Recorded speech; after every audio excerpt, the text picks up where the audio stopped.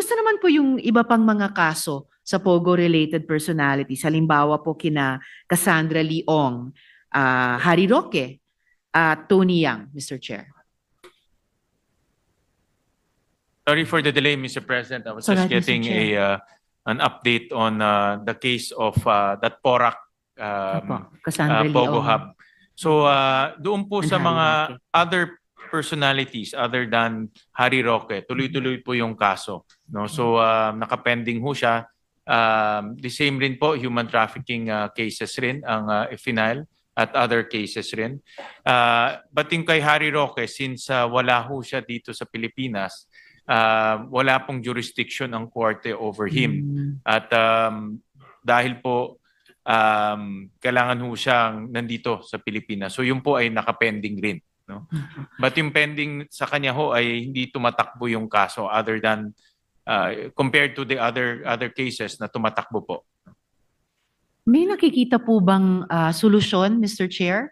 Paano i-remedy yung sitwasyon ng gobyerno kaugnay ni Harry Roque para namang pagbibigay respeto sa mga proseso natin, Mr. Chair? Yun po yung exactly tanong ko rin ho Okay, kanina. Mr. But Chair. I'll get, baka ho, dahil tanong nyo, baka we'll get some more details. All right, Mr. Chair. Ang move po ng DOJ, Mr. President, is to move to cancel his passport. So dahil nga may warrant of arrest na ho siya, so ang kanilang ginawa ay pakansela po yung kanyang passport para ma-inform po ang Interpol ng red notice at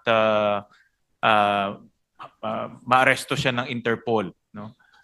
Dito po papasok yung ating relasyon between the different international agencies na pwede pong umaresto sa kanya.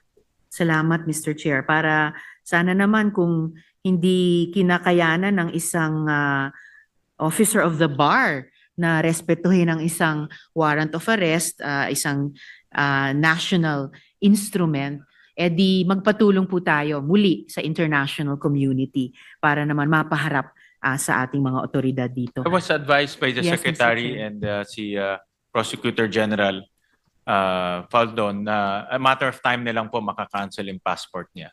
Alright. Salamat po, Mr. Chair. At si Cassandra Leong po ba, under detention pa rin ba siya ngayon, Mr. Chair? Leong, naka-release ho siya. No? So hindi siya Paano po nangyari yon, Mr. Chair? Hindi siya.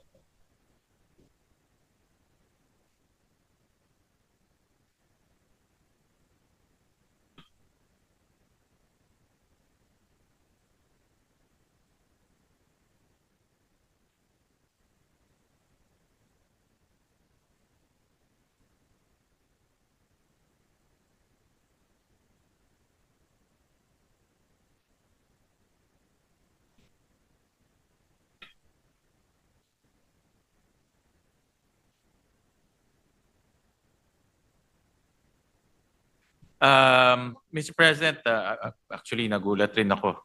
Mr. Chair. Pareho ho tayo nagulat kasi tinututukan ho natin tong case before. I was advised that dahil nung nag-recess po yung Senado, pinalabas ho natin siya because pag Pinalabas po natin siya, Oo, Mr. because Chair? pag nagmo-move from one Congress to the other Congress, pinapakawala ho natin yung mga na-detain dito. So nung pinakawala ho natin siya, Dito po ba siya nakadetain, Mr. Chair? Nung panahong iyon? Parang hindi ganun po recollection ko, Mr. Chair. Please correct me if I'm wrong. Mr. President, I was also asking sa House pala, sa House. Sa House. She was detained in the House. I'm Opo. sorry for that wrong information. Sorry, Mr. Chair. Na-detain ho siya sa House. Opo. And then because of the transition from the 19th Congress to the 20th Congress, pinalabas siya sa detention. At that point, wala pang kaso. No? So ngayon ho, mayroon ng kaso, the same, qualified human trafficking. Unfortunately, because nung nakalabas siya, tsaka lang na-filing kaso, at large siya ngayon. No? Wow. Mr. President. Parang So meron na siyang kaso ho sa RTC Branch 15 Branch 157 of Pasig. Ito po yung human trafficking case involving the Lucky South 99 compound in Porac. Opo. So, Mr. Chair, kanina nagulat po tayo. Ngayon, sobra naman akong nababahala. Dito nga po sa Senado, maingat po tayo na kapag may nakadetain tayong mga tao, talagang hanggat maaari sinusubukan natin na siguruhin na pag umandar na yung investigasyon, yung case build-up, lalo na pag mag-i-initiate na ng judicial proceedings yung executive na present yung taong yun para dumaan sa proseso. So, while of course, as we always attempt exercising interparliamentary courtesy dun sa mga counterparts natin sa House of Representatives, nakakabahala talaga na at ngayon pa na humaharap na si Cassandra Leong sa kaso sa RTC sa Pasig. So paano na po magiging katulad ba sa sitwasyon ng gobyerno kay Harry Roque na hindi present yung tao para humarap sa proseso? Paano pong mangyayari ngayon, Mr. Chair, kay Cassandra Leong? Well, pareho sa kanya ho ang yung sitwasyon ni Cassandra Lee, the same po with Harry Roque. Since mayroon na siyang warrant of arrest, hinahanap na ho siya ng ating kapulisan dito po sa within our jurisdiction. Pinapa-verify ko lang ho sa BI kung nakalabas na or nakatakas na. But automatic naman po yung whole departure order. Alright. No? So pinapa-verify lang po kung nakawala na. Ang kinakatakutan lang ho natin baka rin yung the same sa backdoor. Exactly. You remember Opo.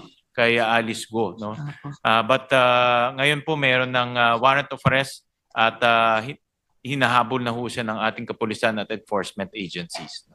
Ma-update po ba tayo, Mr. Chair, sa pamamagitan ng chair ng BI agad, maybe within the day, kung ano na yung location, whereabouts ni Cassandra Leong? Dahil in-update ho ngayon ng kumukuha na ang BI ng information.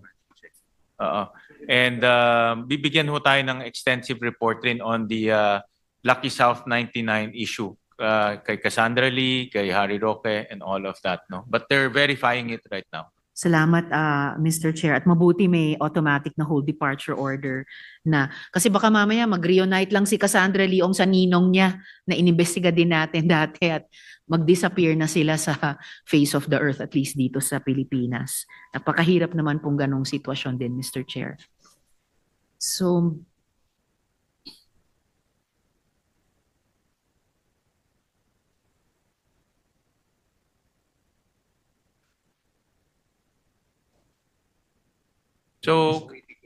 kay Cassandra Lee rin po, nag-file na rin po ang DOJ to cancel her passport rin. okay po. Salamat, Mr. Chair. And I don't know kung... This record Yes, po Mr. ng Chair. Department of Bureau of Immigration, wala naman pong record na lumabas ho siya ng bansa. Unless through the southern backdoor Yun na lang naman, Mr. ang Chair. alam naman ho natin, yun ay Mag-alis po part 2 possibility rin. siya. Oo. Opo. Hari nawa, hindi. Dahil hanggang ngayon, at least medyo naibsan na yung pagka-mangha natin. Hanggang ngayon, di pa natin alam yung buong kwento paano nakatakas si Alice Guo noon. Pero at least nangyari na yung kahapon. Pero ayaw po sana natin mangyari na mag-Alice Guo part 2 si Cassandra Leong kung sakasakali. But salamat po para Actually, sa update na iyon, Mr. Cassandra Chair. Lee part 2 dahil tumakas na siya before. Aray, kasama po siya noon. Tumakas na siya before. Nako, alam na alam po niya yung ruta at pamamaraan. So, sana po talaga ay mapaharap siya ng mga otoridad